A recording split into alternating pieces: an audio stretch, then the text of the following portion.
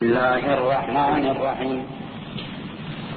الحمد لله رب العالمين، والصلاة والسلام على سيد المرسلين وإطرته الطيبين الطاهرين، ولعنة الله على أعدائهم أجمعين. سیرت پیغمبر اسلام کے سلسلے میں مکی زندگی کے حالات بیان کیے جا رہے تھے.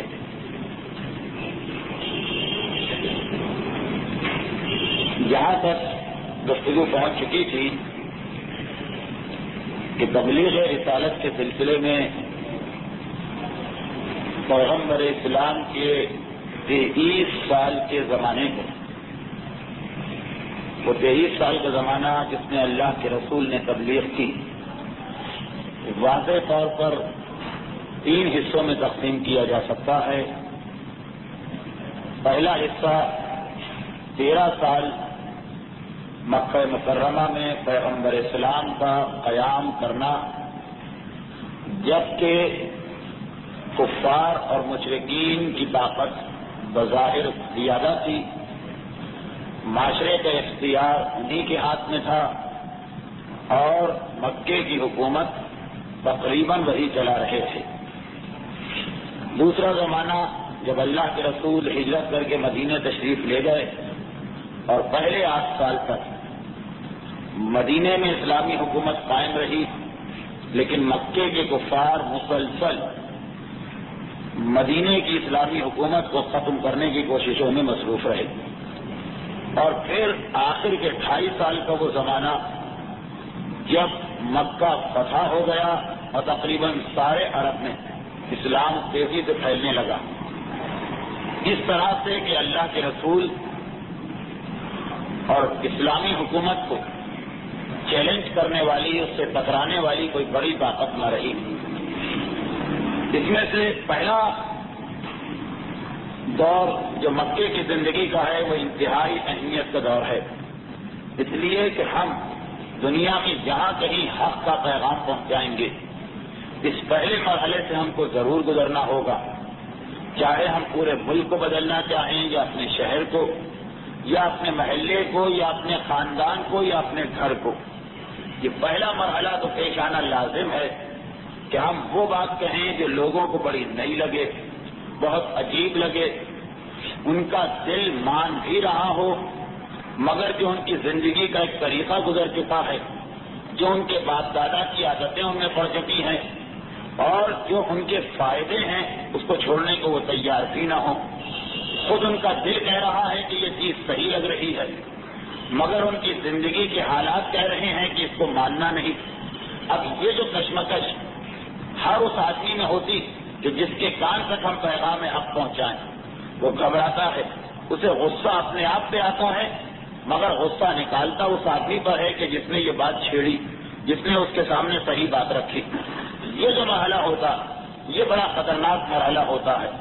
اگر حق کی دعوت دینے والا اس مرحلے پہ مقابلہ نہ کر سکے تو حق کی دعوت وہیں ناکام ہو جاتی. اور اگر وہ اس بات کو جان لے کہ یہ سب عارضی مرحلے ہیں، وہی جو آج ہمارا سب سے بڑا دشمن ہے کل ہمارا دوست بنے گا، وہی جو آج ہمارا سب سے بڑا مخالف ہے، اس کو ایک عرصہ چاہیے، زمانہ چاہیے، پیریڈ چاہیے، اس کے بعد خود اس کے دل سے اٹھنے والی آواز اس کو بدل کے رکھے گی. انسان کو اگر یہ امید رہے تو پھر وہ حق کی دعوت سے ثابت قدم رہتا ہے. اللہ کے رسول کی زندگی یہ 13 سال جو مکے میں گزرے ہمیں یہی درس دیتے ہیں کہ کس طرح سے پیغام پہنچایا جاتا ہے، سامنے سے مخالفت کس طرح سے ہوتی ہے، اس مخالفت کا مقابلہ کس طرح کیا جاتا ہے، اور پھر حق کے پیغام کو پھیلایا کس طرح جاتا ہے. اور جو لوگ اس لیے ذکر کو نہ سننا چاہیں کہ خود اس پہ عمل کرنا، ان کے لیے یہی کافی ہے کہ ذکر رسول سننا خود افضل ترین عبادات میں سے ایک عبادت ہے. تو تذکرہ ہو رہا تھا اس دور کا کہ جب پیغمبر کا اعلان رسالت عام ہو گیا. 13 سال جو مکے میں پیغمبر نے کوشش کی، یہ 13 سال میں بھی پہلے 3 سال اسلام بہت ہی خفیہ طریقے سے پھیلایا جا رہا ہے. اس کی تفصیلات آپ سن چکے ہیں. اب اس کے بعد وہ دن آ گیا کہ مکے والوں کو پتہ چل گیا کہ اسلام کا پیغام پھیلانے والا کون ہے اور اسے قبول کرنے والا کون ہے. اور پیغمبر اسلام جب 3 سال کے زمانے میں چھپ کر یا خفیہ طریقے سے اسلام کو پھیلایا تو اس میں اس حکمت عملی کا بھی خیال رکھا کہ ایسا نہ ہو کہ ساری کوشش اور ساری محنت کسی ایک قبیلے سے ہو جائے، بلکہ وہ 125 مسلمان جو 3 سال کی خفیہ تبلیغ کے نتیجے میں اسلام لائے تھے، وہ تقریباً ہر قبیلے سے ان کا تعلق تھا، الگ الگ خاندان سے ان کا تعلق تھا، جس کا نتیجہ یہ نکلا کہ 3 سال کے بعد جب اسلام کی دعوت عام ہوئی تو ہر خاندان اس پریشانی میں مبتلا ہو گیا کہ ان کے یہاں کوئی نہ کوئی ایسا نوجوان، کوئی نہ کوئی ایسا بوڑھا، کوئی نہ کوئی ایسی عورت ہے کہ جو اپنے خاندان کے طریقے کا انکار کرتی ہے اور اللہ کے رسول کی پیروی کر رہی، کوئی نہ کوئی ایسی شخصیت ان کے خاندان میں پیدا ہو گئی. یعنی پورے خاندانوں کا یہ مسئلہ بن گیا. دوسرے الفاظ میں سب کے کانوں تک یہ پیغام پہنچ گیا. اب اس کے بعد قریش مکہ نے اس دعوت کو روکنے کے لیے کئی طریقے اختیار کیے.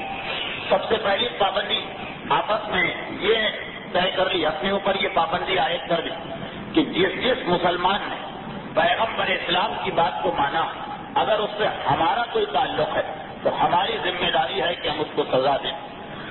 پہلے قبیلے کا مسلمان دوسرے قبیلے والا اس پہ ہاتھ نہیں ڈالے گا، دوسرے قبیلے کے مسلمان پہ تیسرا قبیلہ ہاتھ نہیں ڈالے گا. بہتر یہ ہے کہ خاندان کی بات خاندان میں ختم ہو جائے، قبیلوں کی بات قبیلے میں ختم ہو جائے. چنانچہ ہر شخص اپنے خاندان میں تلاش کرنے لگا کہ کون ہے لا الہ الا اللہ کہنے والا، اور ان پہ مظالم شروع ہو گئے. کنیز اور غلام کہ جن کا کوئی خاندان نہیں ہوتا، ان کے بارے میں یہ طے پایا کہ جن کے ہاتھ یہ لگے وہ ان کو سزا دے. اس گلی سے گزرے تو یہاں ان پہ ظلم ہو، اس گلی سے گزرے تو وہاں ان پہ ظلم ہو. اس طرح سے مظالم کا یہ سلسلہ شروع ہو گیا. چنانچہ آپ نے دیکھا کہ بلال، خباب ابن ارد، صہیب رومی، عمار یاسر کا پورا خاندان، عبداللہ ابن مسعود، ایک طویل سلسلہ ہے ان لوگوں کا جو مکے میں کمزور تھے یا بغیر کسی خاندان کے تھے. ان کو سارے مکے نے نشانہ بنا لیا. اور وہ لوگ کہ جن کا تعلق کسی نہ کسی خاندان سے تھا، جیسے خالد ابن سعید ابن عاص خاندان بنو امیہ سے، تو ان کا خاندان ان پر مظالم کر رہا.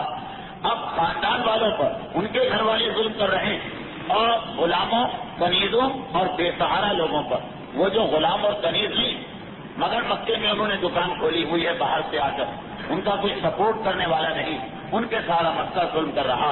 اس سلسلے میں ابو لہب نے بھی اپنی خدمات کو پیش کیا، کیونکہ خاندان بنی ہاشم میں فقط ایک شخصیت تھی، اور وہ بھی بظاہر ایسا لگ رہا کہ اپنی بیوی کی وجہ سے، کیونکہ اس کی بیوی ام جمیل ہے. یہ ام جمیل خاندان بنو امیہ سے متعلق ہے، ابو سفیان کی بہن ہے، حاکم شام معاویہ کی پھوپھی ہے. تو تاریخ یہ بتا رہی کہ یہ ام جمیل خاندان بنی ہاشم کی بہو بن کے آئی.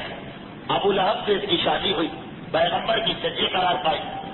جب یہ عرب نے، قریش نے یہ آپس میں طے کیا تھا کہ خاندان والے اپنے خاندان کے اس شخص کو سزا دیں گے کہ جس نے اسلام قبول کیا ہے، تو بنی ہاشم میں تو کوئی ایسا نہیں ہے جو اللہ کے رسول کی مخالفت میں جائے.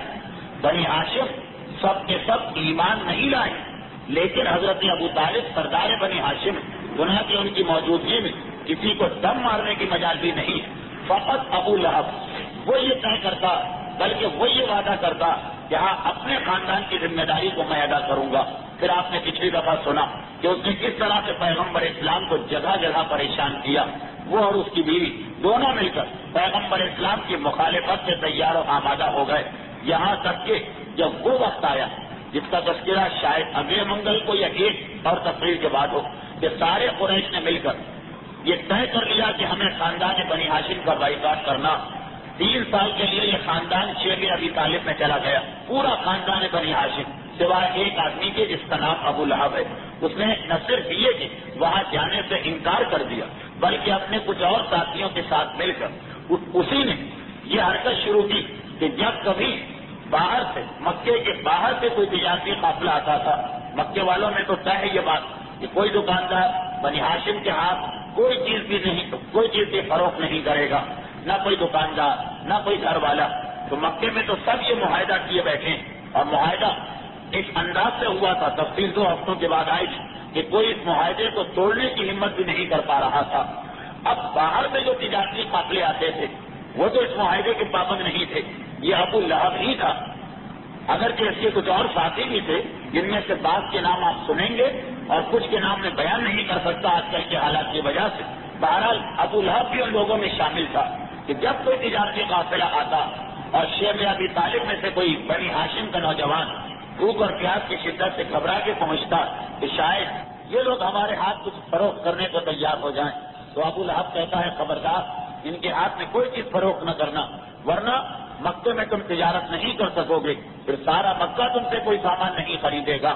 اور لازمی طور پر ایک تاجر آدمی کے لیے وہ ایک آدمی اہم نہیں کہ جو بھوکا ہو یا پیاسا ہو یا موت کے قریب، اس کے لیے شہر اہم، قبیلے اہم، سردار اہم، اور نہ صرف یہ کہ دھمکی دی جاتی بلکہ ساتھ ساتھ پیسے بھی رکھے جاتے کہ یہ جتنے پیسے یہ آدمی دے سکتا اس سے زیادہ ہم سے لے لو اور یہ سامان ہمارے ہاتھ فروخت کرو۔ ابو لہب ان لوگوں میں شامل ہے، بلکہ نمایاں کہ جو باہر کے تجارتی قافلوں کو اس طرح سے مجبور کر رہے تھے۔ یہی سبب ہے کہ قرآن نے ابو لہب کا تذکرہ سب سے زیادہ خصوصیت کے ساتھ کیا۔ سارے دشمنان رسالت میں ایک ہی دشمن ہے کہ جس کا نام قرآن کے اندر آیا اور وہ ابو لہب ہے۔ خود پیغمبر اسلام کے زمانے کے ایک ہی مسلمان کا نام آیا ہے، وہ پیغمبر کے منہ بولے بیٹے زید، اور ایک ہی دشمن کا نام آیا ہے وہ ہے ابو لہب۔ وجہ یہی کہ ابو لہب ضلالت اور کمینگی کے آخری حد کو بھی پار کر لیا، اسلام کو چھوڑے خود قریش کی جو روایات تھی اور قریش کا جو طریقہ تھا اس کی بھی اس نے مخالفت کر دی۔ قریش کا وہ طریقہ جو آپ نے آج سے تقریباً 4 یا 6 تقاریر پہلے سنا کہ اگر ان کے قبیلے کا آدمی غلط بھی ہوتا تھا تو وہ اس کا ساتھ دیتے تھے۔ نہ حق کی بات مانی نہ قبیلے کی بات مانی، اس لیے قرآن نے سب سے زیادہ وضاحت کے ساتھ اس کا تذکرہ کیا۔ اچھا، اب تاریخ بتاتی کہ جب سورہ لہب نازل ہو گیا تبت یدا ابی لہب وتب ما اغنی عنہ مالہ وما کسب سیصلی نارا ذات لہب۔ ایک مرتبہ سورہ لہب ابو لہب کے انجام کو واضح کیا کہ ابو لہب کے ہاتھ ٹوٹ گئے، یہ اپنے مقصد میں ناکام ہو گیا، اس کا مال اس کے کام نہیں آیا، عنقریب اسے ایسی آگ کا نشانہ بننا پڑے گا کہ جو بھڑکتے ہوئے شعلے کی مانند ہوگی۔ یہاں تک ابو لہب کا تذکرہ، اس کے بعد اس کی بیوی کا تذکرہ، وامرأتہ حمالۃ الحطب، اور اس کی بیوی بھی نہیں محفوظ رہے گی، وہ کہ جو حمالۃ الحطب ہے، فی جیدہا حبل من مسد، اس کی گردن میں عنقریب بٹی ہوئی رسی پڑے گی۔ قرآن یہ آیت نازل ہوئی، یہ سورہ نازل ہوا، شوہر اور بیوی کے انجام سے قرآن نے آگاہ کیا۔ اب تاریخ یہ بتاتی کہ اس کی بیوی ام جمیل، جس کا اصل نام اروا ہے لیکن کنیت ام جمیل، اس کا طریقہ آپ نے پچھلی دفعہ سنا کہ وہ آدھی رات کو جنگلوں میں جاتی اور وہاں سے کانٹے چن کے لاتی اور پیغمبر کے دروازے کے باہر بچھا دیتی تاکہ صبح کی تاریکی میں جب اللہ کے رسول باہر نکلے تو زخمی ہو جائیں۔ حمالۃ الحرب، حمالۃ الحطب، قرآن میں جو لفظ آیا ہے اس کے 2 معنی، ایک معنی تو ظاہری معنی لکڑیاں اٹھا کے لانے والی، اور حمالۃ الحطب عربی کے محاورے میں چغل خور کو بھی کہتے ہیں، وہ آدمی کے جو چغلی کھاتا، ادھر کی بات ادھر کرتا، گھروں میں فساد ڈلوایا کرتا۔ تو ام جمیل یا ابو لہب کی بیوی اور ابو سفیان کی بہن تھا، یہ بھی ایک طریقہ کہ اس نے عورتوں کا محاذ سنبھال لیا تھا، گھر گھر جا کر اسلام کے خلاف عورتوں کو بہکانا، مختلف قسم کے الزامات لگانا، مختلف قسم کے بہتان باندھنا، مسلمانوں کی غیبتیں کرنا۔ ایک طرف وہ کانٹے بھی چاہتی ہے پیغمبر کے راستے میں، دوسری طرف وہ گھروں میں جا کر عورتوں کو بہکا کر اسلام کی تبلیغ کے راستے میں رکاوٹ بن رہی ہے۔ قرآن نے ایک مرتبہ اس کو اس کے انجام سے آگاہ کیا۔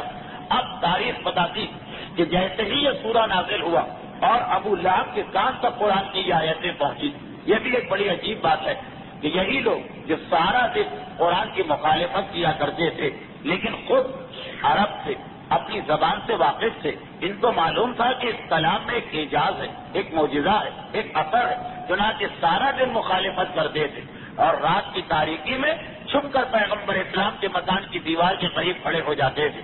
پیغمبر ساری رات تلاوت قرآن کر رہے ہیں اور یہ ساری رات تلاوت قرآن کرتے رہتے۔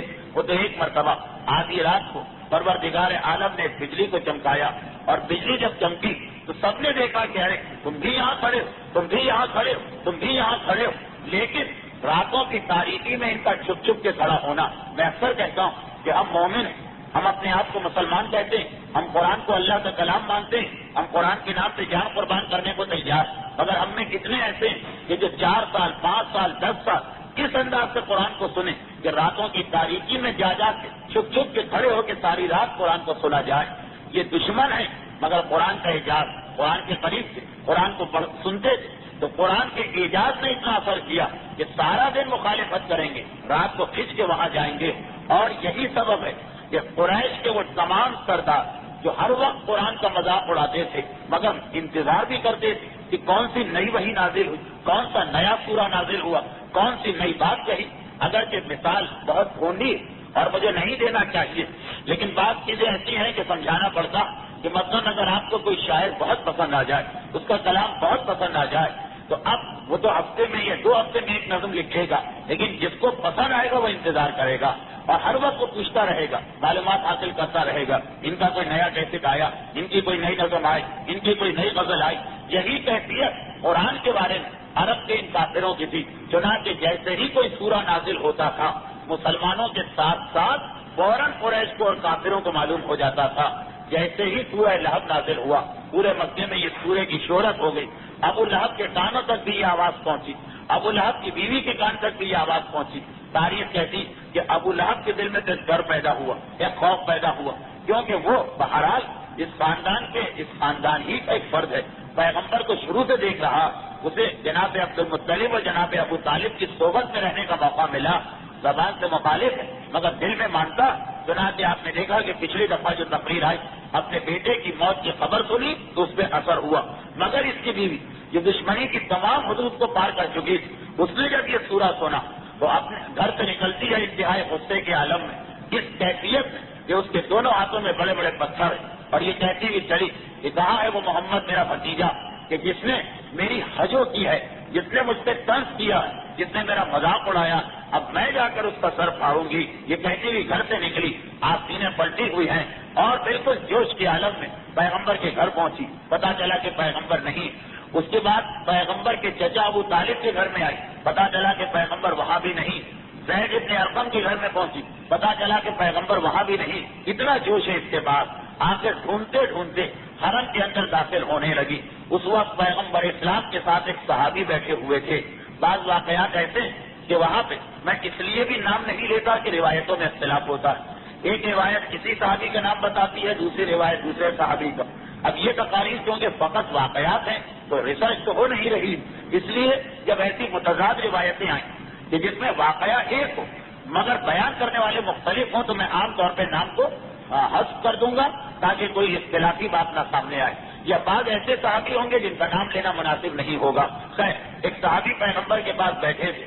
پیغمبر اس وقت خانہ خدا کی دیوار کے قریب جو خاندان بنو ہاشم کا علاقہ ہے اس میں تشریف فرما. گھبرا کے انہوں نے کہا اللہ کے رسول غضب ہو گیا. پیغمبر نے پوچھا کیا؟ کہا کہ دار ارقم کی جانب سے, اس صفا پہاڑی کی جانب سے جو راستہ آتا ہے حرم کی طرف, وہ اتفاق سے وہی راستہ ہے کہ جس میں حجر اسود واقع ہے. کہا کہ دار ارقم کی جانب سے آپ کی چچی ام جمیل ہاتھ میں پتھر لے کے آ رہی اور اس کے آثار بڑے خطرناک ہیں.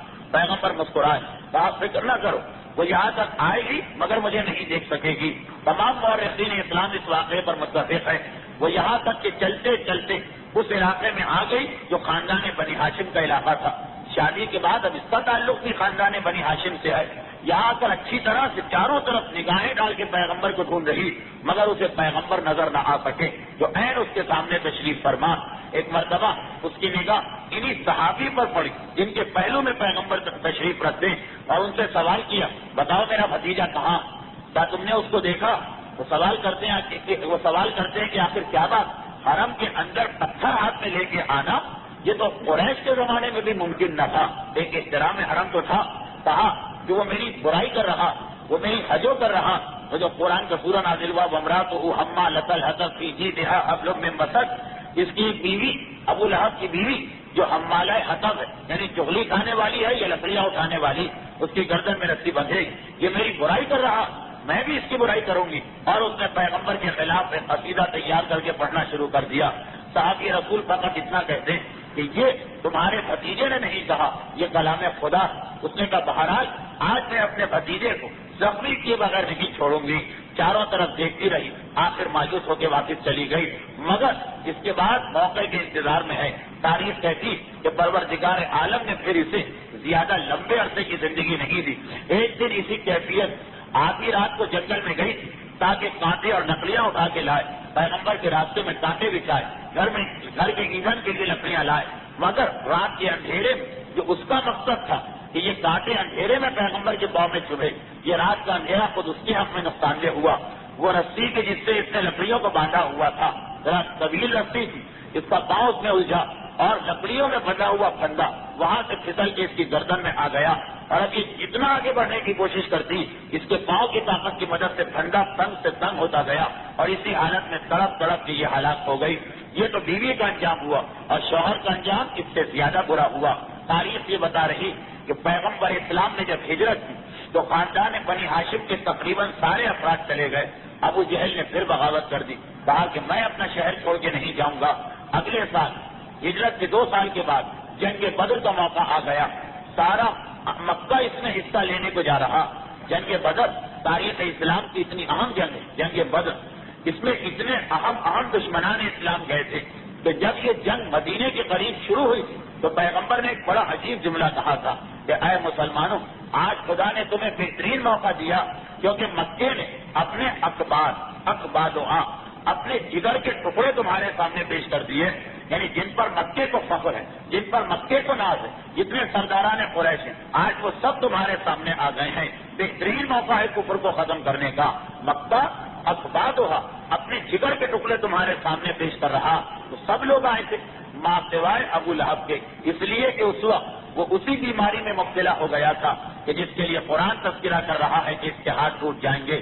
طاعون پلیگ، اس قسم کی ایک بیماری عرب میں ہے جس کو عدسہ کہا جاتا، جس میں انسان کے جسم کے جگہ جگہ پہلے داغ پیدا ہوتے ہیں، پھر وہ داغ بڑھتے چلے جاتے ہیں، گلٹیاں بنتی ہیں، اور اس کے بعد جسم کا گوشت گل گل کے گرنے لگتا۔ عدسہ اس بیماری کو کہا جاتا۔ یہ بیماری بہت کم ہوتی ہے، لیکن جب کسی کو ہوتی تھی تو سارا عرب اس سے بہت ڈرتا اور گھبراتا تھا۔ جنگ بدر سے کچھ پہلے ابو لہب اس بیماری میں مبتلا ہوا۔ جب بدر کی لڑائی کے لشکر جا رہے تھے تو وہ انتہائی حسرت کے عالم میں اپنے بستر سے لیٹا تھا، کاش مجھے موقع ملتا تو میں بھی جاتا آج اپنے بھتیجے کا خاتمہ کرنے کے لیے۔ اور جب یہ لشکر واپس آیا، پتا چلا کہ اس کے سارے قریبی دوست مارے گئے۔ اس وقت تک اس کی حالت اتنی بگڑ چکی تھی کہ اس کے اپنے بیٹے جو اس فوج میں شامل تھے واپس آئے، آ کے دیکھا کہ ہمارا بابا اس حالت میں ہے کہ سارے جسم کا گوشت گلنے لگا ہے، دونوں ہاتھ اس سے بیکار ہو چکے ہیں۔ تبت یدا کی قرآنی آیت آنکھوں کے سامنے آ گئی تھی۔ بیٹے گھبرا گئے، باپ جس مکان میں تھا اس کو چھوڑ کے، اس مکان کو خالی چھوڑ کے نکل گئے، یہاں تک کہ وہ وقت آیا کہ ابو لہب بستر پہ پڑا، پانی مانگتا ہے تو کوئی پانی دینے والا نہیں ہے، کھانا مانگتا ہے تو کوئی کھانا دینے والا نہیں ہے، اس لیے کہ خاندان کے لوگ ہی نہیں، کنیز اور غلام کے قریب آنے سے انکار کر رہے ہیں اور کہتے ہیں کہ ہمیں قتل کر ڈالو، ہم اس کے قریب نہیں جائیں گے۔ چھوت کی بیماری، پھیلنے والی بیماری، ایسا نہ ہو کہ ہمیں بھی یہ بیماری لگ جائے۔ مرنا قبول ہے، اس میں ایک وقت کی موت آتی، یہ تڑپ تڑپ کے مرنا قبول نہیں۔ تو حالت یہ ہو گئی کہ قریش کا مغرور ترین انسان، مالدار ترین انسان اور خوبصورت ترین انسان، اتنا خوبصورت کہ قریش اس کو ابو لہب کہتے ہیں، یعنی شعلے جیسا چہرہ رکھنے والا، آگ کی مانند خوبصورت، اس کا سارا چہرہ پر شکل ہو گیا، چہرے کا گوشت گل کے گرا، ہاتھ اس کے بیکار ہو گئے اور تڑپ رہا ہے پڑا ہوا، یہاں تک کہ جب مر گیا تب بھی کوئی اس کی میت کو ہاتھ لگانے کو تیار نہ تھا، کوئی قریب آنے کو تیار نہ تھا۔ آخرکار مکے کے سارے سرداروں نے اس کے بیٹے کو تانا دینا شروع کیا کہ تم کیسے بیٹے ہو کہ تمہارا باپ مر گیا اور تم اس کی میت کو دفن کرنے کو بھی تیار نہیں۔ بہت مشکل کے ساتھ آخر بیٹے ہمت کر کے آگے بڑھے۔ اب 2 روایتیں ہیں تاریخ میں۔ ایک روایت یہ کہ حبشی غلام جو مکے میں تھے انہیں بہت بھاری اجرت دی گئی، ہزاروں درہم کے قریب 30 لاشیں کو اٹھا کے کسی گڑھے میں پھینک دیا جاؤ، اور بڑی مشکل سے ان کو راضی کیا گیا وہ مانگی اجرت دے کر۔ اور دوسری روایت یہ ہے کہ نہیں، پیسے لے کے بھی کوئی تیار نہ تھا، آخر اس کے گھر میں اس کے بیٹوں نے ایک گڑھا کھودا اس کے پلنگ کے قریب، اور پھر لمبی لمبی لکڑیوں کی مدد سے جو باپ کے میت کے قریب نہ پہنچنے پائے، ان لکڑیوں کی مدد سے ڈھکیل کر اس کے لاشے کو، اس کی میت کو اس گڑھے میں ڈالا اور جلدی جلدی اس گڑھے کو بند کر دیا کہ تبت یدا ابی لہب وتب، ہاتھ ٹوٹ جائے۔ اور ایسی ذلت کی موت نصیب ہوئی اس آدمی کو جس نے پیغمبر اسلام کو تانا دیا تھا، وہ تانا کہ جس کی ہمت قریش کے کسی اور سردار میں نہیں تھی، مگر چونکہ ابو لہب چچا تھا اس لیے وہ جملہ کہہ کے آگے بڑھا۔ ابو لہب کا انجام تو آپ کے سامنے آیا، میں اتنی ڈیٹیل میں اس لیے گیا کہ آپ کو یہ اندازہ ہو جائے کہ اس وقت پیغمبر اسلام کے لیے ابو لہب کی دشمنی کتنی خطرناک تھی کہ یہ انجام تو ابو جہل کا بھی نہیں ہوا، فقط اس لیے کہ خاندان والا ہے اور حق کو پہچانتا، مگر ایک طرف بیوی کے بہکائے میں آ گیا، ایک طرف دوستوں کے کہنے میں آ گیا، اور تیسری طرف وہ دولت کی محبت، کچھ تفصیلات بعد میں آنے والی۔ تو یہ پیغمبر اسلام کے لیے ابو لہب سب سے بڑا دشمن، کیونکہ دیوار برابر کا پڑوسی، اس کی بیوی ہر وقت پیغمبر اسلام کی تلاش میں رہتی، بڑا مشکل مرحلہ، یعنی توحید اور بے عزتی، ہر وقت شوہر اور بیوی یہی ارادہ کر کے گھر سے باہر نکلتے۔ اب اس منصوبے کے بعد یہ تو ایک ہی بات چل رہی تھی کہ قریش ہر خاندان والے کو مجبور کیا کہ تمہیں اپنے خاندان کے افراد سے ظلم کرنا، چنانچہ پیغمبر اسلام پر ظلم کرنا ابو لہب نے قبول کیا۔ اس کے علاوہ مجموعی طور پر قریش یہ تو الگ الگ مسلمانوں پہ ظلم، غلاموں پہ کون ظلم کرے، کنیزوں پہ کون ظلم کرے، بے سہارا لوگوں پہ کون ظلم کرے، خاندانی لوگوں پہ کون ظلم کرے، یہ تو ایک مجموعی طور پر قریش والوں نے ظلم و ستم کا سلسلہ شروع کیا۔ مگر خالی یہی نہیں، اس کے علاوہ باقاعدہ ایک طریقہ اختیار کیا کہ اسلام کا پیغام یہی ختم ہو جائے، اسلام کا پیغام یہی مٹ کے رہ جائے، یہی فنا ہو جائے، اور اس کے لیے انہوں نے کئی طریقے استعمال کیے۔ سب سے پہلے تو یہ کہ قریش والوں کے لیے سب سے زیادہ تکلیف دہ چیز یہ قرآن تھا۔ قرآن ان معنوں میں کہ ایک طرف تو قرآن کی سچائی پر وہ خود ایمان رکھتے ہیں، مگر دوسری طرف وہ دیکھ رہے ہیں کہ اسلام کو ہم نہیں روک سکتے جب تک کہ قرآن کو ختم نہ کیا جائے، اس لیے کہ ہم کتنا ہی سمجھائیں کسی کو، کتنا ہی اس کے کان میں جادو پھونکے، لیکن جب قرآن کوئی سنتا ہے تو ایک مرتبہ وہ بدل جاتا، ایک مرتبہ وہ پلٹ جاتا۔ چنانچہ قریش نے ایک خاص مہم شروع کی، ایک خاص طریقہ اختیار کیا مخالفت کا، ایسا طریقہ کہ جس کے نتیجے مجموعی طور پر بھی مسلمان اسلام کو چھوڑ دیں، اور اس میں سب سے پہلی چیز یہ تھی کہ قرآن کو سننے سے پابندی لگائی۔ 2 ہفتے پہلے طفیل ابن عمر دوسی کا ایک واقعہ میں نے نقل کیا تھا، اور اس واقعے میں میں نے یہ بتایا تھا کہ بعض علماء ان کو آتما مسلمان مانتے ہیں، لیکن حقیقت یہ ہے کہ وہ بہت بعد میں مسلمان ہوئے تھے۔ خیر کون سے نمبر کے مسلمان تھے اس سے ہمیں اس وقت تعلق نہیں، لیکن وہ واقعہ جو آپ نے سنا اس کو ایک مرتبہ اور دوہرا لیجیے کہ قریش ساری کوشش کہ لوگ کسی طرح بھی قرآن کو نہ سننے پائیں، چنانچہ خود قرآن کہتا کہ یہ لوگ پکار کے کہتے ہیں کہ لا تسمعوا لهذا القرآن، خبردار اس قرآن کی آواز تمہارے کانوں میں نہ جانے پائے۔ پہلی پابندی تو انہوں نے یہ لگائی کہ ایک عام طور پہ مشہور کر دیا کہ اس قرآن کو نہ سنو، یہ تمہارے لیے نقصان دہ۔ اس کے بعد دوسری کوشش انہوں نے یہ کہ جب پیغمبر تلاوت قرآن کریں تو پیغمبر کی تلاوت قرآن میں رکاوٹ ڈالی جائے۔ اس کے لیے 2 طریقے اختیار کیے۔ پہلا طریقہ تو یہ کہ جس کو قریش تو مانتے تھے اور اسلام بھی اس کو ایک طرح سے مانتا، نظر لگانا، کسی کو نظر لگانا۔ اور آج باقاعدہ جدید سائنس نے اس بات کو ثابت کیا کہ بعض لوگ ایسے ہوتے ہیں کہ جن کی آنکھوں میں اتنی طاقت ہوتی کہ اگر وہ کسی کو بہت غور سے دیکھیں یا گور کے دیکھیں، جو کنسنٹریشن کہلاتا، جس کے لیے سائنس کے لوگ بتاتے ہیں کہ شمع رکھ کے اس کو گورنا شروع کرو تو آہستہ آہستہ یہ طاقت آئے گی۔ خیر وہ ایک بہت لمبا چوڑا مسئلہ، لیکن اس میں حقیقت ہو یا نہ ہو قریش کے لوگوں کو اس پہ یقین کامل تھا کہ ایک چیز ہے نظر لگانا، کہ اگر مسلسل کسی کو بیٹھ کے دیکھتے رہو تو پھر نظر لگ جاتی، وہ انسان اس کام سے رک جاتا ہے اور مجبور ہو جاتا، جو ہمارے معاشرے میں بھی بعض اوقات مشہور ہے۔ تو بہت صحت مند بچہ بیمار رہنے لگا، کہا کہ اسے نظر لگ گئی۔ کوئی بہت ہی حسین اور جمیل انسان اور اس کا رنگ دبنے لگا، کہا اسے نظر لگ گئی۔ کوئی ایسا انسان کہ جو یعنی جس کا نظام ہاضمہ بہت اچھا ہے، وہ کوئی چیز نہیں کھا سکتا، کہا کہ نظر لگ گئی۔ یہ جو ہمارے معاشرے میں رائج ہے، یہ قریش کے پاس بھی تصور تھا اور اسلام میں بھی یہ چیز ہے کہ کچھ ایسے لوگ ہیں کہ جن کی نگاہوں میں ایسی طاقت ہوتی کہ وہ دوسرے انسان کو نقصان پہنچا سکتے ہیں۔ تو بعض روایتوں میں تو یہاں تک یہ تو تقریباً سب روایتوں میں ہے کہ جب پیغمبر تلاوت قرآن کرتے تھے خانہ کعبہ کے قریب، تو وہ موقع ملتا تھا قریش کو پیغمبر کے قریب بیٹھنے کا۔ پیغمبر کی تلاوت دو جگہ ہوتی، یا خانہ کعبہ کے قریب مجمع عام میں، یا حضرت خدیجہ کے مکان معراج کی تاریکی میں۔ اور یہ میں ضمناً ایک بات کہہ دوں جس کی تفصیل بعد میں آئی کہ اسلام کے بالکل ابتدا میں دو نمازیں واجب ہوئی، ایک نماز صبح، ایک نماز مغرب، یعنی ایک صبح کے دن کے شروع کی نماز، ایک رات کے شروع کی نماز۔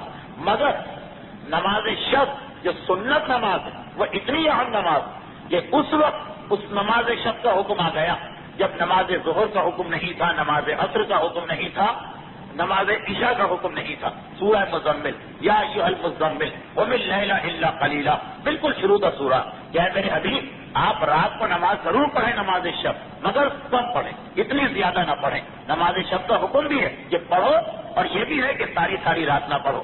تو پیغمبر اب یہ نماز شب کی تبلیغ اسلام میں کیا اہمیت ہے، یہ بات کی کسی تقریر میں آئے گی، کیونکہ پورا سورہ مزمل ایک طرح سے نماز شب کے فضائل کو بیان کر رہا اور شروع کے مسلمانوں کی حالت بیان کی جا رہی۔ تو خیر پیغمبر رات کو اپنے گھر میں نماز شب کے دوران تلاوت قرآن کرتے ہیں۔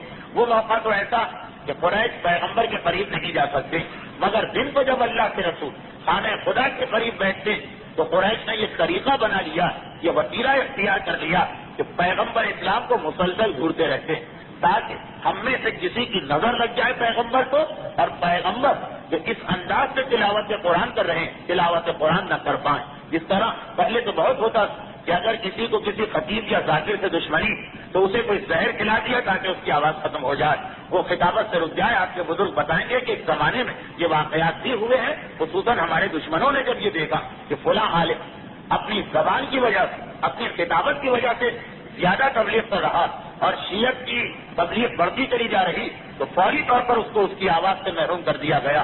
پیغمبر اسلام کے سلسلے میں پہلی مرتبہ قریش نے طریقہ اختیار کیا کہ ان کی تلاوت قرآن کو روکنا۔ باقی تو ساری چیزیں ہم کوشش کر رہے ہیں، مگر قرآن ایک ایسا بقول ان کے ایک ایسا جادو کہ جس کا توڑ ہمارے پاس نہیں، پیغمبر اسلام کو نظر لگا دو۔ یہ تو تمام روایتوں میں، اور بعض روایتوں میں اس سے زیادہ وہ یہ کہ عرب کے کچھ علاقے مشہور تھے، وہاں پہ ایسے لوگ رہتے ہیں کہ جو نظر لگا سکتے ہیں، جنہوں نے اپنی یہ طاقت بڑھا دی۔ باقاعدہ طور پر ان کو پیسے دے کے بلوایا گیا، 4 یا 5 آدمیوں کی ایک جماعت کو جو نظر لگانے کے لیے آئے، اور ان کا کام یہ تھا کہ تم مکے میں بیٹھ جاؤ خانہ کعبہ کے قریب، ادھر رسول تلاوت کرے، ادھر تم رسول کو نظر لگانے کی کوشش کرو۔ مجھے معلوم ہے کہ یہ 5-7 منٹ کی جو میری گفتگو ہو گئی شاید کچھ لوگ اس سے اتفاق نہ کریں، تو آئیے قرآن کو پڑھیں۔ سورہ مبارکہ قلم جو قرآن کریم کا تیسرا یا چوتھا سورہ، یعنی بالکل شروع کا سورہ، تیسرا یا چوتھا، اسی سورے کی آخری آیت ان الذین کفروا، پیغمبر اسلام سے خطاب ہو رہا، ان الذین کفروا لیزلقونک بابصارہم، اے حبیب یہ لوگ جو کافر یہ اپنی نگاہوں کے ذریعے تمہیں نقصان پہنچانا چاہتے ہیں، یا یہ تمہیں نظر لگانا چاہتے ہیں، یہ تمہیں نظر لگانا چاہتے ہیں۔ ان الذین کفروا لیزلقونک بابصارہم، یہ تمہیں نظر لگانا چاہتے ہیں، اور کیوں نظر؟ لما سمعوا القرآن، جب ان کے کانوں میں قرآن کی آواز پہنچتی، جیسے ہی یہ قرآن سنتے ہیں ویسے ہی یہ دوڑ کے آتے ہیں کہ پھر پیغمبر نے قرآن شروع کیا، نظر لگا دینا تاکہ پیغمبر کی زبان سے قرآن نہ نکلے، تاکہ پیغمبر کی آواز ختم ہو کے رہ جائے۔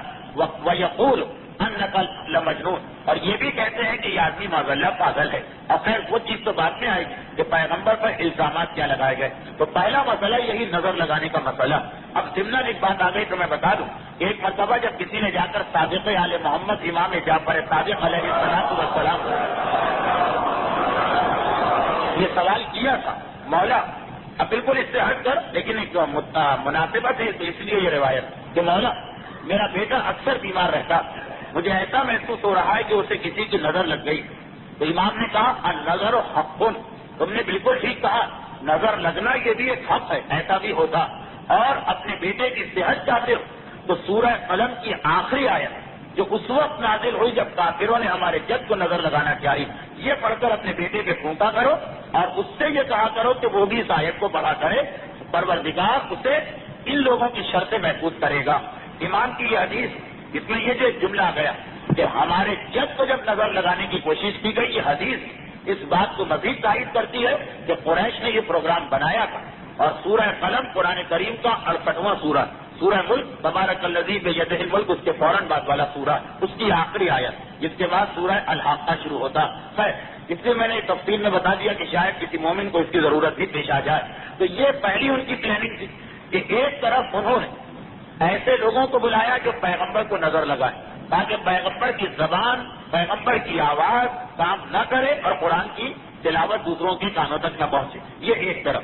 دوسری جانب وہی چیز جو میں نے چند دن پہلے بتائی تھی، 2 تقریریں پہلے، کہ انہوں نے یہ طریقہ اختیار کر لیا کہ ادھر پیغمبر اسلام تلاوت قرآن شروع کر، نظر لگانے والے اپنے کام میں لگے، اور اتنی زور زور سے تالیاں بجائی جائے، اتنا شور ہو، اتنا ہنگامہ ہو کہ کسی آدمی کے کان میں قرآن کی آواز نہ پہنچے، چنانچہ باقاعدہ تالیاں پیٹی جاتی تھی تلاوت قرآن کے ساتھ۔ ادھر تلاوت قرآن ختم ہوئی، حالات ٹھیک ہو گئے، ادھر پیغمبر نے پھر کوئی آیت شروع کی، پھر تالیاں پیٹی گئی، کیونکہ شروع میں جو انہوں نے طریقہ اختیار کیا تھا کہ ہر نئے آنے والے کو یہ کہہ کر روئی دی جاتی، اس روئی کو اپنے کانوں میں لگا لو تاکہ اس تک جادو والا کلام تم سے اثر نہ کرے، یہ چیز ناکام ہو گئی۔ خصوصاً طفیل ابن عمر کے واقعے میں کہ جب وہ آیا اور اس نے سوچا کہ میں پڑھا لکھا عقلمند آدمی، یہ کیا حماقت ہے، جب یہ چیز ناکام ہو گئی تو یہ تالیوں والا طریقہ اختیار کیا تاکہ پھر تو کوئی بھی نہ سن سکے کلام رسول۔ تو ایک طرف نظر لگانے والے بیٹھے، دوسری طرف تالیاں پیٹنے والے بیٹھے، اور تیسری طرف وہی لوگ مقرر کیے گئے کہ جن کا ضمن تذکر آ چکا، آج ذرا تفصیل آ رہی کہ جب یہ قرآن کا مسئلہ ان لوگوں کو زیادہ پریشان کرنے لگا، یہ پریشان ہوتے چلے گئے کہ قرآن کو کس طریقے سے ختم کریں، یہ پیغمبر کا ایک ایسا ہتھیار ہے جس کا جواب ان کے پاس نہیں، اور اسی پریشانی یہ نظر لگانا، یہ تالیاں پیٹنا، یہ لوگوں کو روئی دے کے ان کے کان بند کرنا، یہ سارے ہاتھ پاؤں مار رہے تھے قریش۔ نظر ابن حارث بہت بڑا سردار اور تجارت کرنے والا، وہ اپنا تجارتی قافلہ لے کے شام گیا۔ جب وہ شام پہنچا تو اتفاق سے اس زمانے میں شام والوں کا کوئی تہوار بھی آیا ہوا تھا، وہ جشن منا رہے تھے، بہت بڑا ان کا فیسٹیول تھا۔ وہاں سے وہ واپس آئے، مکے میں آیا اور میٹنگ ہوئی۔ یہ آپ آج تو اب نہیں سن پائیں گے، لیکن آئندہ منگل کو آپ سنیں گے کہ باقاعدہ طور پر مکے کی 14 کافروں کی ایک کمیٹی تھی جس کی میٹنگ ہوا کرتی تھی ہر ہفتے 2 ہفتے کے بعد کہ رسول خدا کی تبلیغ کو روکنے میں کیا کامیابی ہوئی۔ جب یہ آیا تو یہ بھی اس کمیٹی میں تھا، 14 رکنی کمیٹی، اور یہ آ کے اس کمیٹی کے اجلاس میں شریک ہوا تو پتا چلا کہ سب سے بڑا یہی مسئلہ کہ وہ نظر لگانے والے ناکام ہو گئے، اللہ کے رسول نظر کی ہماری اسکیم فیل ہو گئی، تالیاں بجانے کی اسکیم بھی فیل ہو گئی۔ وہ اس لیے فیل ہو گئی کہ قریش کے پاس ایک اصول تھا پہلے سے جاہلیت سے۔ وہ کیا اصول تھا کہ خانہ کعبہ کے قریب کی جو زمین وہ مختلف قبیلوں میں تقسیم کی ہوئی، یہ کئی دفعہ میں نے بتایا، ہر قبیلے والا اپنے حصے کا مالک ہے، اس میں کوئی دوسرا داخل نہیں ہوگا۔ یہ تالیاں پیٹنے والے کتنا بھی قریب آ جائیں وہاں سے آگے نہیں بڑھ سکتے جہاں سے خاندان بنی ہاشم کی حد شروع ہو رہی، اگرچہ ایسا کوئی معاہدہ نہیں ہے، کوئی ایسا ایگریمنٹ نہیں ہے، لیکن ان میں ایک اصول چلا رہا کہ اس خاندان بنی ہاشم کے حصے میں قدم نہیں رکھیں گے۔ تو اب ہوتا کیا ہے کہ پیغمبر کے چاروں طرف اگر تالیاں پیٹنے والے ہوں تو ٹھیک ہے کہ کوئی نہ قریب آئے گا نہ سنے گا، لیکن جب پیغمبر بیٹھے ایک چاروں طرف کا علاقہ خالی پڑا اور اس کے باہر تالیاں پیٹنے والے کھڑے، تو ایک تو یہ کہ کتنا اثر نہیں ہوگا، جو پیغمبر کے قریب پہنچ گئے وہ پیغمبر کا کلام سن لے گا۔ دوسرا یہ کہ یہ چیز خود لوگوں کو تعجب میں ڈالے گی کہ یہ کیا ہو رہا کہ ایک آدمی تنتنا ایک بڑے علاقے میں بیٹھا، اس کے قریب جانے کی ہمت کوئی نہیں کر رہا، سب دور کھڑے ہو کے تالیاں بجا رہے ہیں۔ اب جو نیا آدمی آئے گا مکے میں یقینی طور پر وہ متاثر ہوگا، جیسے آپ نے دیکھا معاذ اللہ بعض ایسی تشبیہات ہو جاتی کہ توہین رسالت میں جاتی ہے مگر ہماری زندگی کی مثال ہے کہ جیسا آپ نے دیکھا کہ اکثر جو مجمع لگ جاتے ہیں فٹ پاتھ پر اسی طرح ہوتے ہیں کہ 4 آدمی کھڑے ہیں تو 5ویں آدمی کو خود بخود تجسس ہوتا ہے کہ یہاں ہو کیا رہا ہے، چلو میں بھی جا کے جھانک کے دیکھوں۔ تو یہ جو ان کا تالی پیٹنے کا طریقہ بن گیا تھا مجبوراً، ورنہ تو وہ چاہتے کہ رسول کو بالکل گھیرے میں لے لیں، باہر سے کوئی آدمی آ ہی نہ سکے، مگر خاندان بنی ہاشم کا علاقہ خالی چھوڑنا پڑے گا اس کی وجہ سے، اور پورا خاندان بنی ہاشم رسول کے ساتھ ہے جناب ابو طالب کی وجہ سے، جس کی وجہ سے جتنے لوگ باہر سے آ رہے ہیں وہ سب رسول کے قریب پہنچ جاتے ہیں۔ یہ چیز کامیاب تو ہوئی تالیاں پیٹنے کی، لیکن مکمل کامیاب نہیں ہوئی۔ نظر ابن حارث نے سنا کہ یہ ہوا، کہا کہ اچھا پھر ایک طریقہ میں تم کو بتاتا ہوں۔ ابھی میں شام گیا تھا، جب میں شام پہنچا تو وہاں پہ تہوار منا رہے تھے وہ لوگ، جشن، اس میں قسم قسم کے تماشے ہو رہے تھے، ناچ بھی ہو رہا ہے، گانا بھی ہو رہا ہے، کشتی بھی ہو رہی ہے، گھڑ دوڑ بھی ہو رہی ہے، جوا بھی ہو رہا، جو جشن میں تہواروں میں ہوتا۔ میں نے یہ دیکھا کہ سب سے زیادہ رش نہ ناچ میں ہے نہ گانے میں ہے، سب سے زیادہ رش کچھ ایرانیوں کے پاس ہے۔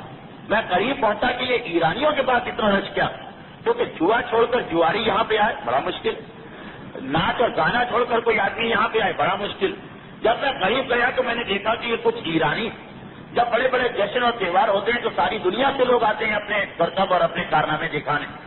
ان کو کچھ قصے اور کہانیاں یاد، رستم اور اسفندیار کی کہانیاں جو ایران کے پرانے بادشاہ تھے، اور ایک خاص اسٹائل بیان کرنے کا، تو یہ بالکل نئی چیز تھی شام والوں کے لیے کہ ناچ تو سارا سال دیکھتے رہتے ہیں، گانا تو سارا سال سنتے رہتے ہیں، جوا تو ہمیشہ کھیل سکتے ہیں، مگر یہ جو لوگ آئے ہیں ایران سے یہ تو سارا سال نہیں آتے، چند دنوں کے لیے آئے ہیں پھر چلے جائیں گے۔ چنانچہ سارا شام ٹوٹا پڑ رہا اور ان کا اسٹائل کا بیان کرنے کا، اور بزرگوں سے آپ پوچھ سکتے ہیں جب ٹیلی ویژن، ریڈیو، ڈرامے، فلمیں نہیں تو ہندوستان میں قصہ گو یا داستان گو ہوا کرتے، وہ اکیلا آدمی بیٹھ ایک کہانی شروع کرتا تھا اور آدمی بالکل جیسے کھو جاتا، ایسا لگتا تھا کہ ہم اس زمانے میں پہنچ گئے کہ جب کی کہانی، ایک عجیب طریقہ تھا ان کے پاس، اس کو میں نے بڑا رش دیکھا۔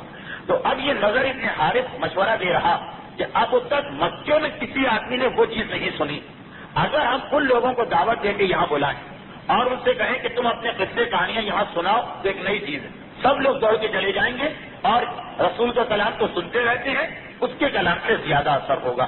یہ بات سمجھ میں آ گئی، چنانچہ باقاعدہ خط لکھا گیا، ایک وقت گیا اور ان لوگوں کو ایران کے یہ جو داستان گو، یہ جو کہانی سنانے والے، ان کو دعوت دے کے لایا گیا۔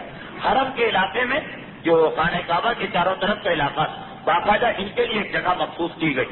اچھا یہ لوگ جو آئے اپنے ساتھ ایران کی رقاصاؤں کو اور ایران کی گلوکاروں کو بھی لے کے آئے، باقاعدہ ایک پورا وقت بن کے آیا، جس طرح ثقافتی وقت بنا کرتے پورا ایک وقت بن کے آیا، کہانی سنانے والے، گانے والے، ناچنے والے، یہ پورا کا پورا وقت آیا مکے کے اندر۔ مکے والوں کے لیے بالکل نئی چیز تھی، بالکل عجیب چیز، جیسے جب پاکستان میں پہلی دفعہ ٹیلی ویژن آیا تو لوگوں کی کیا حالت، بسم اللہ الرحمن الرحیم سے قومی ترانے تک مسلسل 6 گھنٹے لوگ اس میں نگاہیں جما کے بیٹھا کرتے، یعنی نئی چیز تھی، اتنی کشش ہوتی ہے نئی چیز جب کہ دلچسپی، یہ سارا کا سارا وقت آیا۔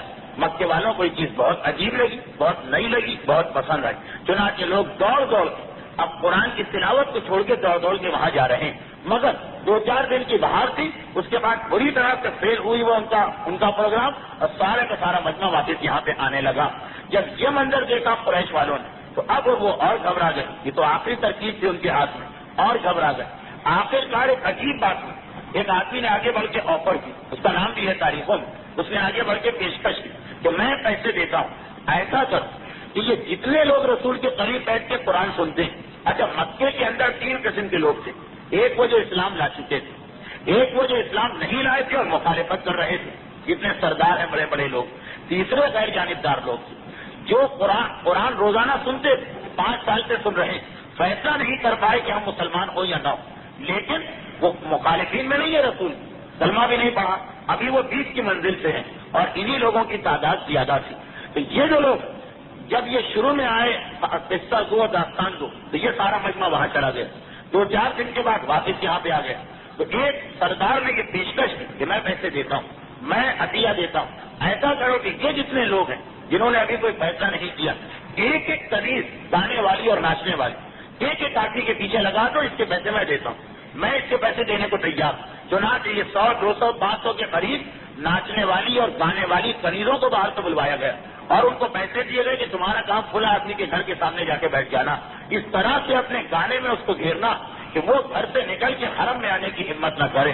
قرآن کا 31واں سورہ لقمان، سورہ لقمان کی 5ویں آیت کی تلاوت کرے، والذین یشترون لہو الحدیث، کہ ایک ایسا گروہ مکے میں آ گیا جو لہو حدیث کے لیے پیسے خرچ کر رہا، جو لوگ خرید رہے ہیں لہو الحدیث کو۔ معصوم نے کہا اس کے مراد وہی قریش کے سردار جنہوں نے پیسے دیے تھے تاکہ ناچنے والی اور گانے والی عورتیں ایک ایک ایسے انسان پہ مقرر کی جائے کہ جو اسلام کے قریب جا رہا۔ پھر قرآن نے کہا فَلَهُمْ عَذَابٌ عَلِيمٌ، ان لوگوں کے لیے دردناک عذاب قیامت میں رکھا۔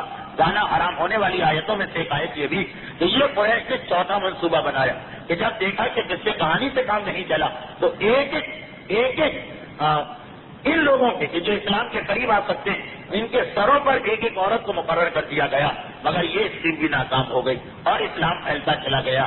خدا معلوم وہ لوگ کہ جو اس وقت کافر تھے ان کا مقام زیادہ بلند، جنہوں نے قصے کہانی کو ٹھوکر ماری، جنہوں نے گانے اور ناچ کو ٹھوکر ماری اور مسلمان نہیں ہوئے مگر دوڑ دوڑ کے قرآن سننے آ رہے ہیں، یا یہ آج کے مسلمان بہتر ہیں کہ قرآن کو بند کر کے دوڑ دوڑ کے وہاں جا رہے ہیں؟ یہ فیصلہ تو بہرحال پروردگار ہی کی بارگاہ میں ہوگا، مگر سوچنے کی بات ہے کہ جس کلام قریش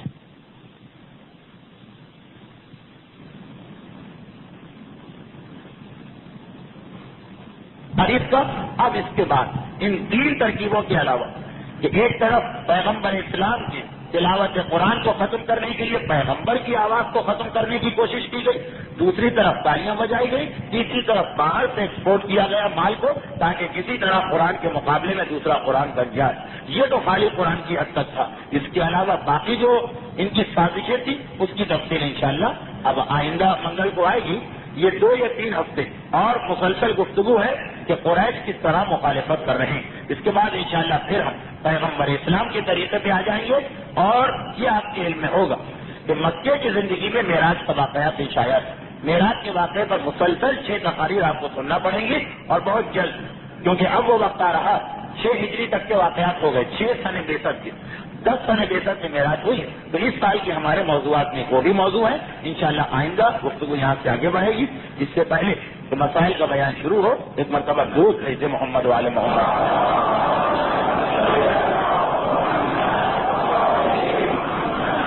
اب یہ تو تذکرہ ہوا کہ قرآن کیا کہتا ہے، یہ وہی چیز ہے جسے ہم مسائل کہتے ہیں اور جس سے لوگ بہت گھبراتے ہیں۔ یہاں تک کی بات تو سن لیتے ہیں کہ قرآن کی فضیلت کیا ہے، اس کے معجزے کیا ہیں، مگر اس کے بعد قرآن کے اندر کیا لکھا ہے؟ یہ جو مجتہد توضیح المسائل لکھتا ہے، یہ کیا چیز ہے؟ یہ اپنے دل سے کوئی چیز نہیں لا رہا، یہ وہی ہے کہ قرآن کیا کہہ رہا۔ اور اسی لیے میں نے اپنی حد تک یہ طے کیا ہوا کہ چاہے وقت کبھی کم بھی رہ جائے، 5 منٹ صحیح، 3 منٹ صحیح، لیکن مسائل ہر تقریر کے آخر میں ضرور آئیں گے جو اس سلسلے کی تقاریر ہے۔ چند مسائل میرے پاس 1 سال سے چلے آ رہے ہیں، اور میرے لیے مسئلہ یہی کہ کچھ مسئلے ہیں جو بار بار بیان ہوتے ہیں۔ رمضان ہے تو اس میں وہی مسئلے پوچھے گئے، محرم ہے اس میں وہی مسئلے پوچھے گئے، ربیع الاول کی یہ تقریریں ہیں اس میں یہی مسئلے پوچھے گئے، اور ہر سال اتنے زیادہ دفعہ پوچھا جاتا کہ سمجھ میں نہیں آتا کہ اب ان کو بتایا جائے یا نہ بتایا جائے۔ لیکن چونکہ پچھلے سال کی امانت ہے آج اس کو ہر صورت میں مکمل کر دینا، اس لیے آپ یہ محسوس کرنے کے باوجود کہ بعض مسائل کی حد سے زیادہ تکرار ہے، بہرحال اس کو آپ برداشت کر لیجیے۔ ہاں میں ایک چیز کی وضاحت اور کر دوں کہ میں نے 2 منگل پہلے خمس کا ایک مسئلہ بتایا تھا، اس مسئلے کی مزید وضاحت کر دی جائے کہ اگر آپ کسی چیز کا خمس نکالنا چاہیں، مثلا آپ کے پاس کپڑا پڑا ہے، چیز کا، پیسے کا نہیں، چیز کا خمس نکالنا چاہیں، کپڑا ہے، راشن ہے، مکان ہے، زمین ہے، زیور ہے، جب ان چیزوں پہ خمس واجب ہو اور آپ دینا چاہیں تو اس کے لیے اول تو یہ واجب ہے کہ کسی چیز کا 5واں حصہ دیجیے۔ خمس کپڑے پہ واجب ہوا تو سب سے بہتر تو یہ ہے کہ اس کپڑے کا 5واں حصہ دیجیے۔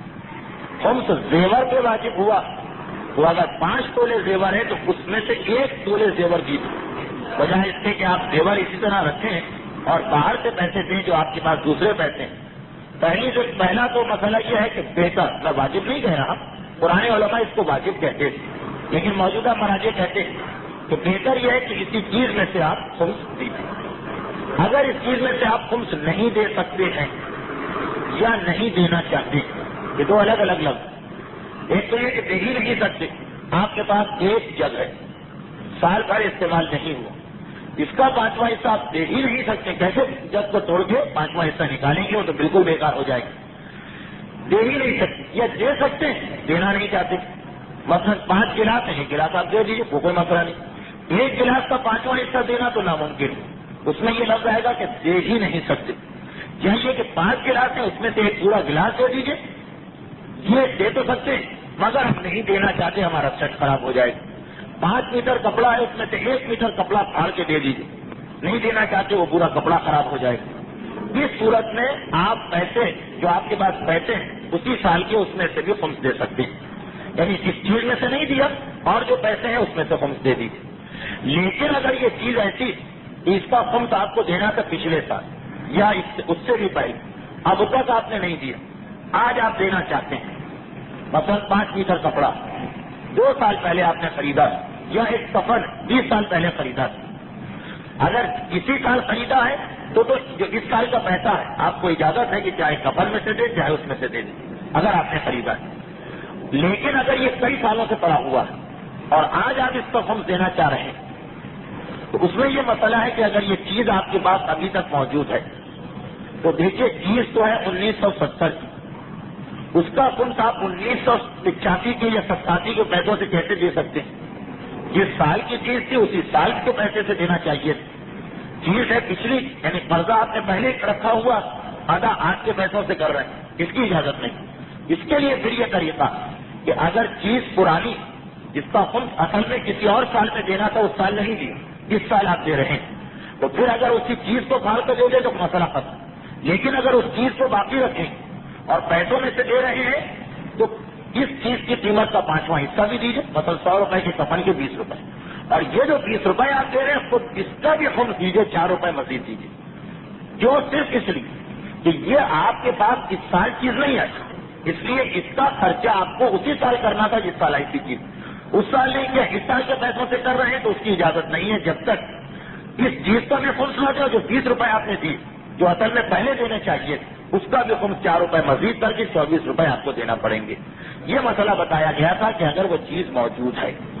لیکن اگر ایسا مسئلہ ہے کہ وہ چیز آپ نے خریدی تھی 10 سال پہلے، 5 سال رہی اس کے بعد ختم ہو گئی، جیسے کفن لائے تھے 20 سال پہلے، 2 سال پہلے کسی کو دے دیے، آج مسئلہ پتا چلا کہ خمس نکالنا ہے، خمس نکالنے جا رہے ہیں، اب وہ چیز ہی نہیں ہے ہمارے پاس، پھر یہ اجازت ہے کہ اسی سال کے پیسوں سے اس کا خمس دے سکتے ہیں اور فقط خمس دینا ہوگا 20 روپئے، خمس کا خمس نہیں دینا ہوگا. یہ فرق میں نے اس لیے واضح کر دیا کہ بعض لوگوں کو غلط فہمی ہوئی تھی، اگرچہ میں نے اس وقت ہی کہا تھا کہ یہ مسئلہ سب کی سمجھ میں نہیں آیا ہوگا تو آپ حضرات اپنے دوسرے ساتھیوں سے پوچھ لیجیے، میں زیادہ اس کو سمجھانے جاؤں گا تو اور پیچیدگی بڑھتی جائے گی. اور یہ جو چند مسائل میرے پاس پچھلے سال کے چلے آ رہے ہیں ان مسائل کو آج اختتام تک پہنچاؤں تاکہ آئندہ منگل سے نئے مسئلے شروع ہوں. اچھا دیکھیے اب یہ ایک مسئلہ کہ کس کی تقلید کریں. ابھی تک ہم آغا خمینی کی تقلید میں ہے، کیا یہ تقلید صحیح؟ اب یہ مسئلہ ایسا ہے کہ کئی دفعہ پوچھا گیا اور کئی سالوں سے پوچھا جا رہا، اس لیے اس مسئلے کو بتانا ایک طرح سے بیکار ہے، لیکن چونکہ پوچھا گیا اور خواتین کی طرف سے پوچھا گیا اس لیے میں اس کا جواب دے دیتا ہوں بہت مختصر. کس کی تقلید کریں؟ اس کا جواب یہ کہ ہمارے جتنے مجتہدین آج ہیں اس وقت ہیں ان میں جس کا علم سب سے زیادہ ہے اس کی تقلید کریں. یہ کیسے پتا چلے کہ کس کا علم زیادہ ہے؟ یہ تو ہم کیا بڑے بڑے علماء بھی نہیں بتا سکتے، یہ تو وہی بتا سکیں گے جو آغا قل خمینی کے قریب قریب ہے علم میں. ایک چھوٹا عالم یا ایک عام آدمی وہ یہ کیسے بتا سکے گا کہ آغا قل کا علم زیادہ ہے یا خمینی کا علم زیادہ ہے؟ ان کا علم پہچاننے کے لیے تو یا وہ ہو جو ان سے بھی زیادہ ہو یا ان کے برابر ہو یا کم سے کم ان کے قریب قریب ہو. تو ایسے علماء سے پوچھنا پڑتا جو آغا قل اور خمینی کے تقریباً برابر علم رکھتے ہیں. ان علماء کو کہا جاتا ہے اہل خبرہ. ان سے پوچھیے کہ ان میں سے کس کا علم زیادہ. اچھا وہ سارے علماء، وہ تو پاکستان میں تو کوئی ایسا عالم نہیں، وہ تو سب عراق و ایران میں. تو آپ پاکستان کے کسی بھی عالم یا قابل بھروسہ آدمی سے جس پہ آپ کو بھروسہ ہو کہ یہ آدمی دین کے معاملے میں صحیح بات بتائے گا، اس سے یہ پوچھیں کہ عراق اور ایران کے جو بڑے بڑے علماء ہیں، ہر عالم نہیں، عراق اور ایران میں بھی چھوٹے چھوٹے عالم ہیں، جو وہاں کے بڑے بڑے عالم ہیں، بچے بچے عالم نہیں، وہاں کے جو بڑے بڑے عالم ہیں وہ کس کو زیادہ بڑا مجتہد مانتے ہیں. یہ بات مکمل ہو گئی. اب ان کا سوال یہ ہے کہ میں ابھی تک آغا خمینی کی تقلید میں ہوں، کیا یہ تقلید صحیح؟ اگر آپ نے یہ تحقیق کر کے تقلید کی ہے کہ یہ عالم ہے یعنی ان کا علم سب سے زیادہ ہے تو بے شک یہ تقلید صحیح ہے، اس کو بدلنا حرام ہے. اور اگر آپ نے بغیر تحقیق سے تقلید کی ہے تو دوبارہ تحقیق کر دیجیے پھر تقلید کیجیے. دوبارہ جو میں نے طریقہ بتایا اس طرح تحقیق کیجیے.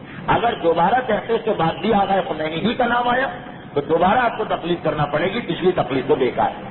یہی مسئلہ آغا قل والوں کے لیے کہ اگر کوئی آغا قل کا مقلد یہ تحقیق کر کے تقلید کر رہا ہے کہ ان کا علم زیادہ ہے تو وہ تقلید صحیح، اور بغیر کچھ معلوم کے یوں ہی تقلید شروع کر دی تو وہ تقلید بھی غلط، بلکہ اسے طریقے کے مطابق جو بتایا گیا تحقیق کرنا پڑے گی. تحقیق کے لیے آپ خود جا کے پوچھیں یا کسی قابل بھروسہ آدمی کے ذریعے سے پوچھ سکتے ہیں. دوسرا سوال یہ پوچھا گیا کہ دوپٹہ اتنا چھوٹا ہے کہ ہاتھ نظر آتے ہیں، کیا اس میں نماز صحیح؟ یہ بھی کئی دفعہ جواب دیا گیا کہ نماز میں یہ شرط کہیں پر نہیں ہے کہ چادر اوڑھو یا دوپٹہ اوڑھو. شرط کیا ہے کہ جسم چھپاؤ. تو ہر وہ چیز جو جسم چھپا رہی ہے اس میں نماز صحیح.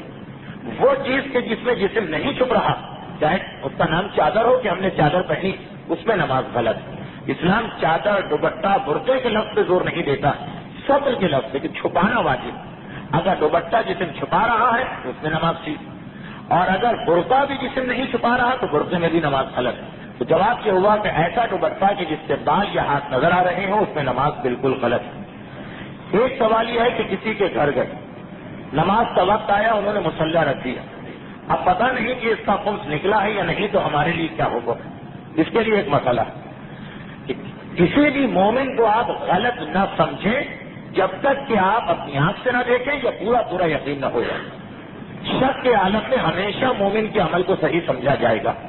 اسی لیے ہر وہ آدمی جس کے بارے میں آپ کو نہیں پتا کہ یہ خمس نکالتا ہے یا نہیں نکالتا، آپ یہی سمجھیں کہ یہ خمس نکالتا ہے. نہ شک کریں، نہ تحقیق کریں، نہ سوال جواب کریں. یہ آپ کی ذمہ داری نہیں ہے، بلکہ بعض حالتوں میں حرام. تو اگر ہم کسی مومن کے گھر میں گئے، شک ہو رہا ہے کہ اس نے خمس نکالا یا نہیں نکالا، ہم سمجھیں گے نکالا. کسی مومن کے گھر میں گئے، وہ ایسے محکمے میں ملازم ہے جہاں حرام پیسہ زیادہ، مگر ہمیں شک ہو رہا ہے کہ یہ بھی حرام لیتا ہے یا نہیں لیتا. چاہے کا اندازہ ہو کہ آج کل سب آدمی حرام لیتے، لیکن یقین نہیں ہے اس کے بارے میں، نہ آپ سے دیکھا نہ کسی شریعت کی گواہی ہم کو ملی. آپ یہی سمجھیں گے کہ اس کا سارا پیسہ حلال کا پیسہ. یہی مسئلہ بیٹے کے بارے میں کہ بڑے بیٹے کے باپ کا انتقال ہو گیا. اب بڑے بیٹے کو نہیں پتا کہ میرا باپ نماز پڑھتا تھا یا نہیں پڑھتا تھا، نہیں معلوم ہو سکتا. یا آپ یہ تو دیکھا کہ بڑھاپے میں پڑھتا، جوانی کا پتہ نہیں. تو جب عام مومن کو آپ ہمیشہ فائدہ دیں تو باپ کو تو بے طریقے والا فائدہ دینا. یہی سمجھیں گے کہ وہ نمازی تھا، اس نے کوئی نماز پڑھا نہیں تھی. خلاصہ یہ کہ جب تک کہ آنکھ سے کسی کو غلطی کرتے نہ دیکھے یا شرعی گواہی نہ آ جائے، جو عادل گواہی نہ دے، اس وقت تک مومن ہر عمل کو آپ صحیح سمجھیں گے اور جائز سمجھیں گے. ایک سوال یہ آیا کہ بچے ٹی وی دیکھتے ہیں جبکہ آغا خمینی نے حرام قرار دیا. بچوں کے سر پہ بات نہیں، یتیم بچے ہیں، ان کو روکے تو ان کا دل ٹوٹے گا، اس میں کیا مسئلہ ہے؟ دیکھیے اس میں وہی مسئلہ ہے جو آغا نوری نے، شیخ عباس قمی کے استاد ہیں آغا نوری، انہوں نے کتاب لکھی ہے کہ ذاکری کس طرح کرنی چاہیے. اس کا اردو ترجمہ ہو چکا ہے جواہر البیان کے نام سے. جواہر البیان کے نام سے اردو میں 2 کتابیں ہیں. ایک ہمارے ہندوستان کے جرول کے بہت بڑے عالم کے مجالس کا مجموعہ ہے، وہ نہیں. ایک دوسری جواہر البیان ہے. اس میں انہوں نے بہت اچھی بات لکھی ہے، کیونکہ بات ایسی تھی کہ میں کہہ دوں گا تو لوگوں کو اعتراض ہوگا، اس لیے میں ان کے حوالے سے بات نقل کروں. انہوں نے ایک بات لکھی کہ لوگ یہ کہتے ہیں کہ میرا جملہ ختم نہیں، نہ میں یہ کہہ رہا ہوں کہ یہ صحیح ہے نہ یہ کہہ رہا ہوں غلط ہے، کیونکہ یہ میرے لیے جائز نہیں ہے ایک مجتہد کی بات کے آگے کچھ کہنا.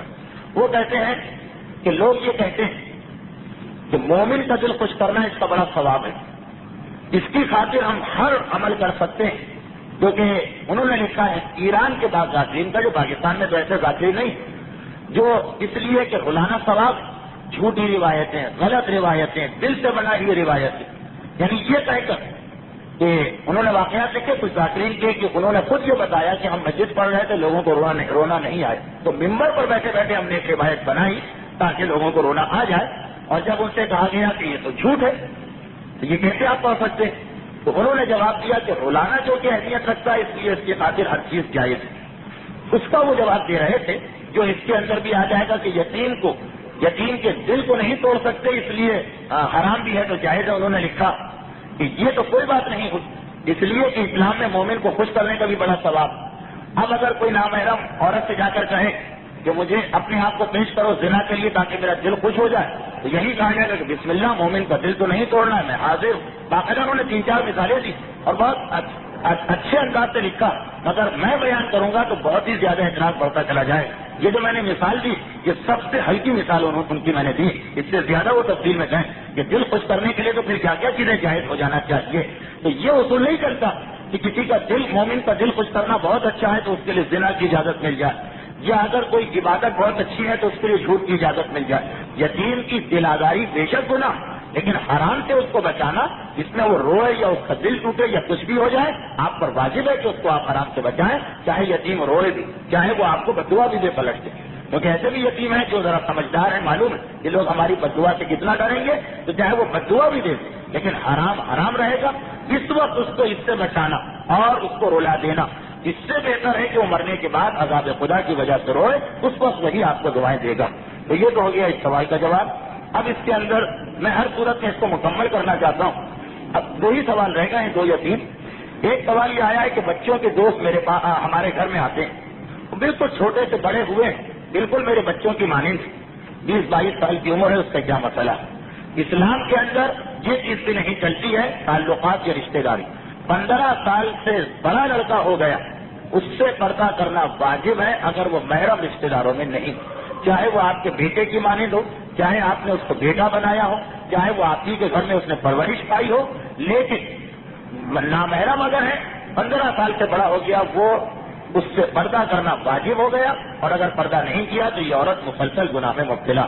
خصوصاً خانگر جیسے علاقوں میں جہاں 30 سال سے لوگ رہ رہے ہیں، پڑوسیوں کے اندر یہ بہت زیادہ مسئلہ ہو جاتا، جو بالکل پڑوسی ہیں، بچہ پیدا اس عورت کے سامنے ہوا، آج وہ 15 سال کا ہے، ماں سے زیادہ یہ عورت اس کو چاہتی ہے جو پڑوسن ہے، مگر بہرحال حرام ہے، اس سے بچنا واجب۔ ایک سوال یہ ہے کہ شادی بیاہ میں ہم لوگ جاتے ہیں تو وہاں پردہ نہیں رہتا ہے، لوگ آتے جاتے رہتے ہیں، تو نماز کا کیا مسئلہ؟ تو نماز کا مسئلہ تو میں نے پچھلی دفعہ بتا دیا تھا کہ نامحرم کے آنے سے نہ وضو ٹوٹتا ہے نہ نماز، لیکن یہ جو مسئلہ ہے کہ شادی بیاہ میں لوگ آتے ہیں، بے پردگی ہوتی، تو اس عورت پر یہ واجب ہے کہ وہ حتی الامکان اپنا پردہ بچائے، چاہے کسی کونے میں بیٹھنا پڑے، چاہے منہ چھپا کر بیٹھنا پڑے، لیکن اگر پہلے سے یقین ہے کہ کوئی طریقہ نہیں ہے پردہ بچانے کا تو شادی میں جانا بھی حرام ہے۔ مسئلہ بہرحال یہی۔ ایک سوال ان کا اور آ گیا، بڑا لمبا سوال، لیکن میں اس کا جواب نہیں دوں گا کیونکہ کئی دفعہ دے چکا ہوں۔ سوال یہ ہے کہ ہمیں یاد نہیں کہ ہم نے نماز روزے کتنے رکھے اور کتنے چھوڑ دیے۔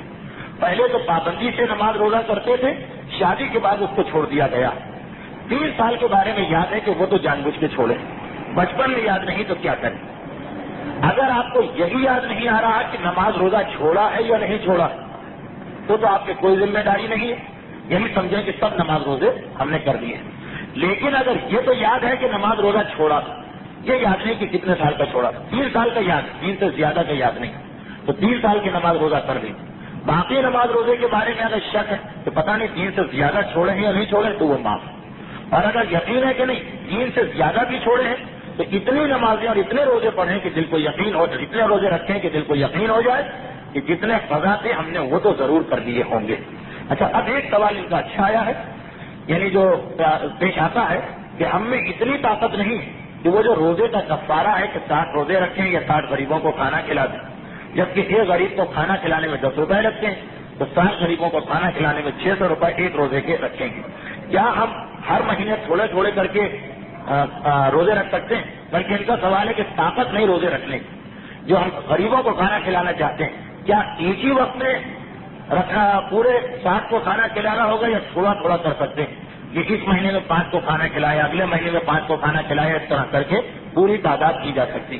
جی ہاں، اسلام میں اس کی اجازت کہ ایک روزہ جو جان بوجھ کے نہیں رکھا اس کا کفارہ تو یہ ہے کہ اس روزے کی قضا بہرحال کرنا پڑے گی جو جان بوجھ کے نہیں رکھا، اور کفارہ بھی دینا پڑے گا۔ کفارہ کیا ہے؟ 60 غریبوں کو کھانا کھلانا، لیکن یہ ضروری نہیں ہے کہ ایک وقت میں کھلائیں، ہم یہ کر سکتے ہیں ہفتے وار یا مہینے وار کھلا دیں۔